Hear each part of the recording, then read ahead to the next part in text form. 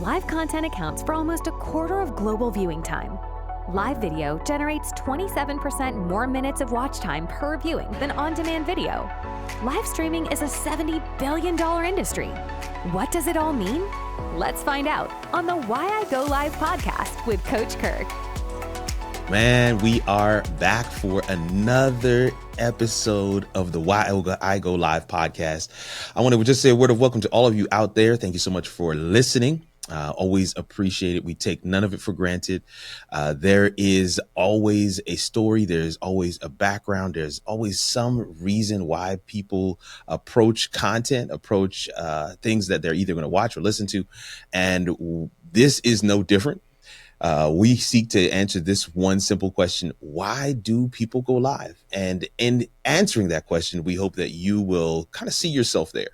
You kind of hear from people who may actually have a similar profile to yours, and maybe, just maybe, you might go live too. I'm Kirk Nugent, your host for this podcast, and I believe one simple thing, and that is your live stream is your digital storefront.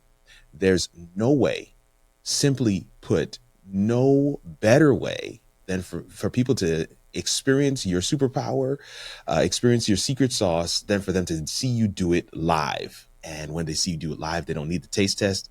They don't need the ad campaign. They don't need to be convinced. They're actually ready to work with you. They're ready to book the gig. They're ready to have you come to speak to their audience. They're ready to set you up as a consult. They are ready to work with you in whatever way you want to work with them. And so if you want to stop being the best kept secret, man, you want to do some live streaming. And I'm excited about our guest today, Roy Richardson. Thank you so much for being with us, man. Oh, man. Thank you so much, Kirk. I'm excited to be here. Absolutely. Got a chance to join Roy live with DJ Strick a couple weeks ago. That was a lot of fun. So excited to have him on the podcast where we can chat it up. Roy, just take a second and tell folks a little bit about you and a little bit about your background before we dive into our main question. Well, let's see. I've been a podcaster since 2017. And then I was a collector of gear for a future YouTube career. I just kept thinking, I got to be perfect. I got to keep collecting gear till I get it perfect. And then, meeting Lori Petrucci, and doing live stream pros and Lita with her, live every day in April. I got the bug. I'm like, okay, I'm going live. I've got no reason. I've got no excuse. I'm going to hit that go live button. And wow. The first videos I did, of course, I was talking to the camera, and that was probably the only viewer. But as I joke with people, I say, well, I'm scared nobody's going to watch. Hey, I don't have a single video on my channel that's not been watched by at least 15, 20, 30, 40 people. And now that I'm on all the time, my numbers are much higher than that, and people are tuning in. And so the whole point is I want to teach people how to get better at content creation. Nice. And I'm really good at research and testing, and so that's where I come from. But at the same time, I kind of feel like I'm the mechanic whose car's out on the blocks, because I'm more focused on helping others. And so I do a lot of consulting that is such behind a the visual. scenes and that type of thing. And you don't see that on the camera, but that's what I do. So I don't put a lot of focus on that. So tell the folks a little bit about your day job. I know you have two, right? So two main ones, that is. So talk to folks a little bit about your day job, and kind of that gives people a little bit of perspective in terms of how you approach this whole live streaming and content creation world. Sure. So I'm an IT professional by day, Nice. working for managing a few data centers and a bunch of internal companies for an international Fortune 500 company. So that's the day job. At night, though, I teach part-time at a local university and a technical college also as well. And so I love teaching, and that plays into what I do. That is so good. Yeah. My sister is she used to teach in middle school, but she now teaches elementary. And she jokes with me all the time about the fact that YouTubers are essentially teachers, just without the classroom and without the rubrics and the service learning outcomes and all the other things that teachers have to deal with. So I love to see that contrast. And I know for some of the audience that might be listening and be thinking to yourself like, man, A teacher, huh? Yeah. Teachers actually can get in there too. And in fact, there's a lot of overlap in terms of skill sets. It's the truth. One of the truest statements I've ever heard is that just because you know how to do something doesn't necessarily mean you know how to teach it. The teaching is an additional skill set on over and above the ability to do the thing that you're teaching. So I'm excited to be able to engage with you around that concept. Listen, this is a quick little statistic that I like to share in these shows. 41%. I found this one to be very interesting. 41% of gaming or social live streamers are female. 41% of social or gaming. Who would have thought it? Live streamers are female. So for some of my ladies out there, listen, the water is fine. Clearly, some of your counterparts have decided to dive in. They've already blazed the trail. Definitely something you got to think about. And here's our ultimate question. So Roy, we're coming back to you. We want to know, all right? Inquiring minds want to know, why do you go live? It's the instructor in me. I like having when the community comes into the live stream and we can interact together. There's questions, there's comments about things I've said. I can react to comments. It's real time, 10 to 17 seconds delayed. Nice. And so, I like that, hanging out. Really, I've just met some amazing people through live streaming, and people join the community, and then we kind of become a tribe, a family. And because my focus is on content creation, I have met so many amazing content creators and become friends with them, and we'll do like Zoom sessions or phone calls. Hey, man, I just did the show. What did you think? That type of thing. So we critique each other. We try to improve each other and make suggestions on how to get better. And then sometimes when things get aggravating, we talk about those aggravations and how we can overcome. So that's the biggest reason that I do it. It's that community. Plus, I'll admit there's an adrenaline rush to going live. That's it. Once I hit that go live button, I'm on, and that's it. It's a show without a net. My shows are family friendly. I don't, I'm not going to say anything. I'm a Christian. And so very much try to definitely show that side of me.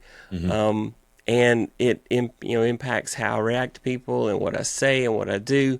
And so I want very much for it to be a friendly environment. I have guests on, because I'll bring creators on and we'll talk about what they're doing, how they got started, the origin story. I know a lot of your podcast episodes, some of those have been about origin stories and creators talking about it. And to me, that is the best part. That's why we read the comic books. The comic books have that origin story for your character, and then Marvel or DC makes that movie, so you see the origin story, and that's my favorite one. And then I just love helping other creators. My mantra very much is content creators helping other content creators.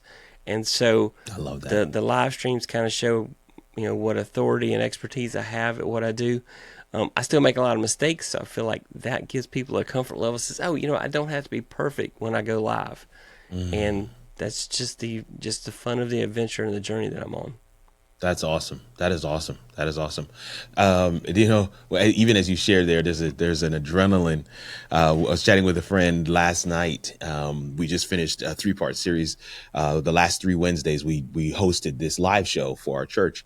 And as we finished the last one last night, I was like, so what'd you think? And she's like, man, I don't know. There's a certain thing to it. I didn't think I would like it, but man, I felt like I'm kind of hooked. There's this whole rush that I get when we're live, and there's this whole thing that happens.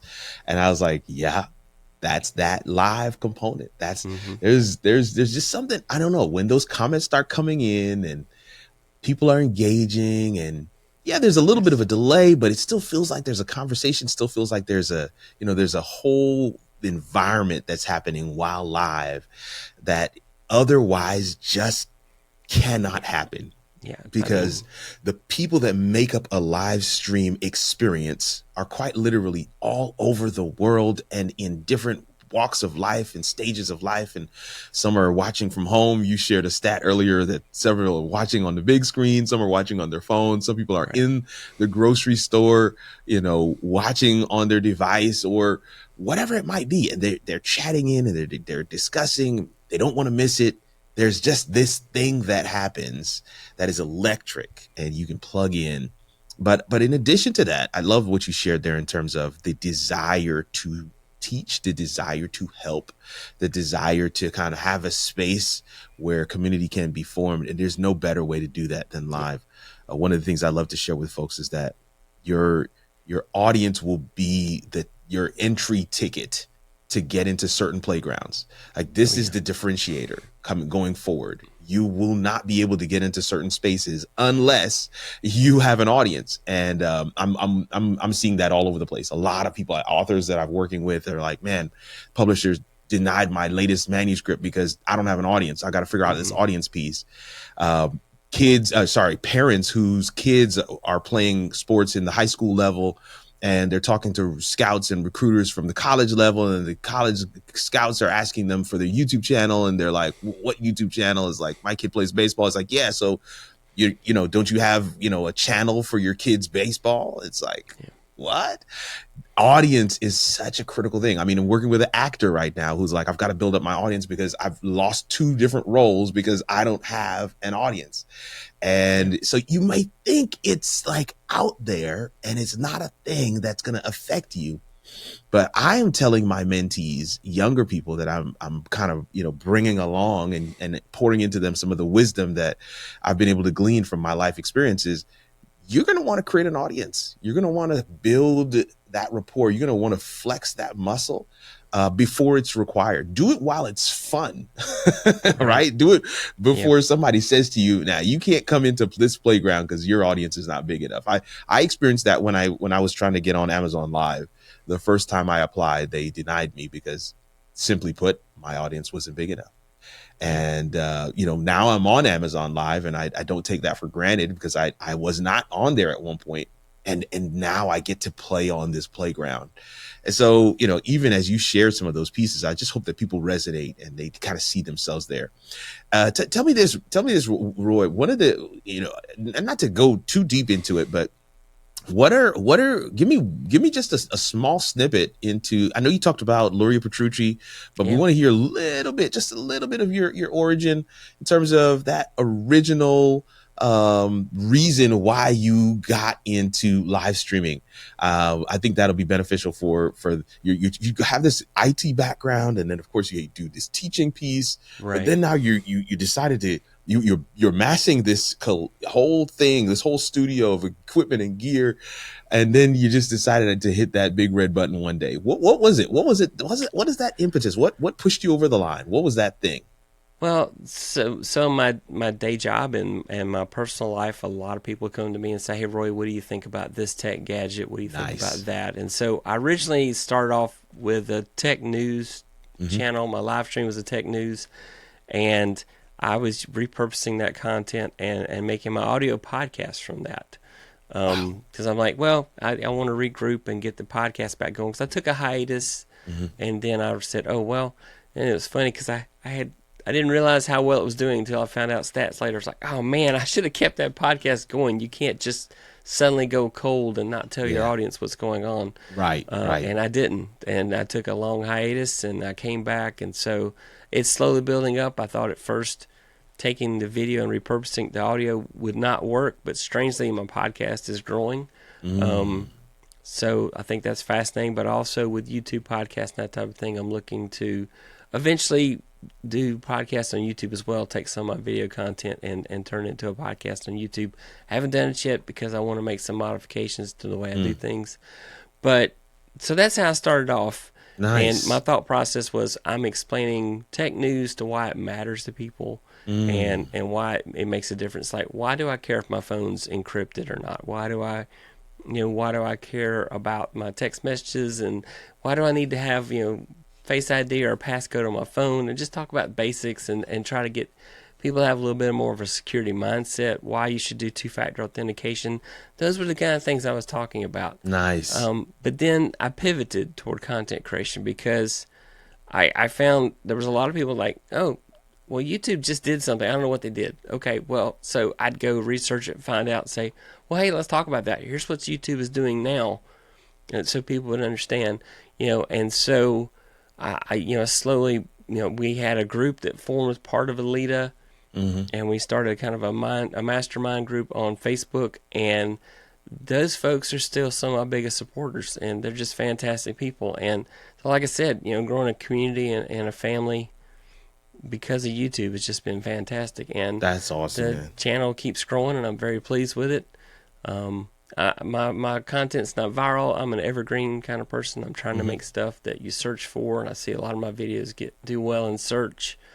And so that's great, man. Listen, there's so much. Again, like I said, these are the perspectives that I feel like people need to know as they consider, like, I wonder if live streaming is a great next step for me. So listen, we always like to throw a little monkey wrench in there. I know the show is called Why I Go Live, and you've already answered that question very, very convincingly. I'm certain that I'm going to get some emails on this one, but we always try to throw a little monkey wrench in there. So I want to ask you, what is the most unlikely thing that has come out of a live show?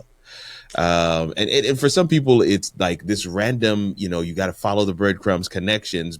That this thing happened because I went live. But yeah, well, talk to us about what is that?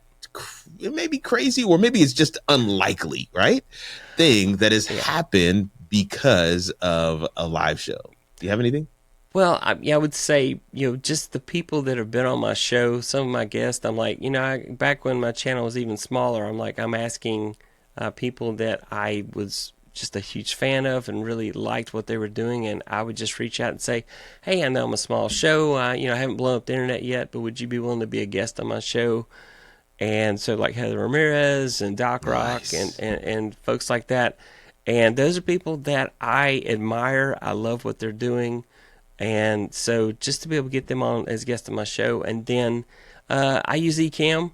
Ecamm is my jam. And so, recently went to Creator Camp, and just being able to go and tell Luria in person, hey, Luria, I just want to tell you how much everything you've done and shown me has helped me. And that was just an amazing moment for me, because, you don't usually get to thank people that you're influenced on by YouTube.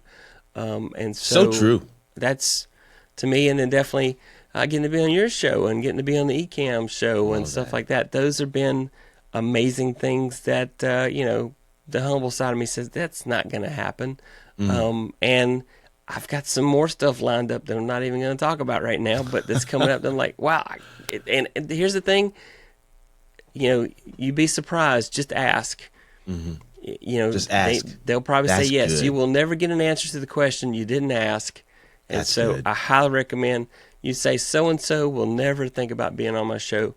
Go and ask them. Give them a chance. That is a great space. That is, great advice for anybody that is considering this space that we are in. I can personally attest that, even as I started my whole live streaming career, we decided to really be bold and swing for the fences, and just kind of sent out. I remember my second live show, I reached out to Ecamm and StreamYard and asked them if I could give away a free subscription on my show. They didn't know me from Adam at that point, and they both said yes. And so I go live to give away a free, subscription. It was mind-boggling. But again, just like you said, you can never know what'll happen or what's even possible unless you ask. But none of that would have happened if I had not already decided to go live. And that, my friends, is the point. I want to say a word of thanks to our guest for today, Roy Richardson. Thank you so much. Tech Troublemaker is his handle on several places, but we'll make sure we give you all of those details in the description. Roy, just take another second, just kind of share with folks What are some of the things you got coming up next? If there's any projects or anything that you want people to find, follow, support, any patronize, whatever it might be, go ahead and take a second and just kind of shout that out real quick. Well, definitely. I've got some more creator meetups coming. So I do a monthly series where I bring on other content creators and we kind of talk about origin story and how they got started and challenges they faced and how they overcome them. Or a couple episodes, they brought the challenges on. We kind of, as a panel, talk together on how to solve that challenge. So sometimes when you think you're just asking a question to get an answer, it's, let's answer that question together. Nice. And so I do an international edition. So in December, I'll have my international edition, which is usually on a Saturday, so I can match up with time frames. But I have a lot of friends in Europe and in Asia, and so I like to bring content creators from, because I've met content creators from all over the world. Just amazing to meet people like this. It's right. and have to keep up with time zones. Let's see, okay, they're 13 hours ahead of me. That's crazy. Okay, and just bring them on the show and talk. And I have a Christmas special coming up on December 12th. Nice. I do a Christmas special that's just a little different than the rest of the shows that I do that live as well. So really excited about that. Just come see me live. I go live every Tuesday night at 9 p.m. Nice. Eastern. So Eastern. Well, family, man, we're gonna put a pin in it right there. That is our episode for today. Listen, there is something about live streaming, man. There's something about live streaming. I firmly believe that it might even be the missing ingredient to your success. And I challenge you to put the phone down, to turn off the podcast right now, turn on your social media destination of choice and go live. And just see what happens. It's your boy, Kirk Nugent, the Geek Speaker Preacher. Thankful for your time and attention. And we will see you around these internet streets or in the next podcast episode. Why I Go Live, hosted by Coach Kirk, is a composition production. Real streamers, honest stories, and incredible impact. Add your voice to the conversation. Go to kirkrnugent.live/member to join the community. And let's figure out how it all works.